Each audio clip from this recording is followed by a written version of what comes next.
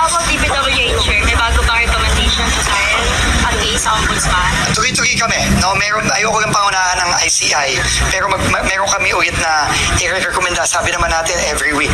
Last week meron, this week meron ulit, next week meron ulit. No, so tuloy-tuloy lang ito. And ngayon nakikita na natin na dahan-dahan natutupad na yung pangako ng Pangulo natin. Na bago magpasko, marami ang kukulong, maraming magpapasko sa kulungan. And isa na dyan, si Sara Diskaya. So, sigurado na yan. So yun. So, ano tayo? Tuloy-tuloy lang tayo.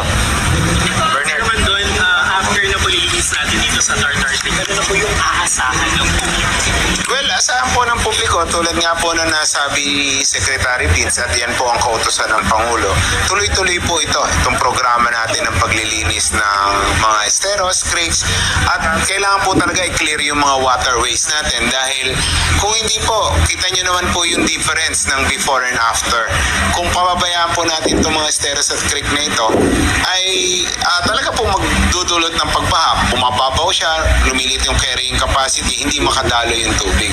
Pero sabi nga rin po ni Sec Vince, kami po ay nananawagan sa community naman na tulungan kami kasi kung lilinisin namin tapos tatapunan uli ng basura, magkakaroon uli ng mga obstruction, paulit-ulit po yan, mauulit po yung pagbaha. Unlike po kung ma-maintain po natin ito ng malinis, ay tuloy-tuloy yung daloy ng tubig, mawawala ang baha, kung hindi mawala, mabilis pong huhupa. So, kailangan po talaga tulong-tulong lahat dito.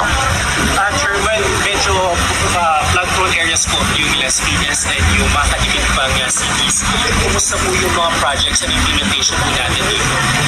Well, I think sila RD ang makakapagsabi projects na flood control projects.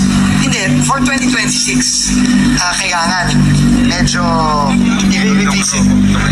For 2026, kailangan i-revisahin muna natin lahat yan. Kasi sabi nga ng Pangulo, hindi siya papayag na kung saan nang napupunta itong pondo para sa flood control.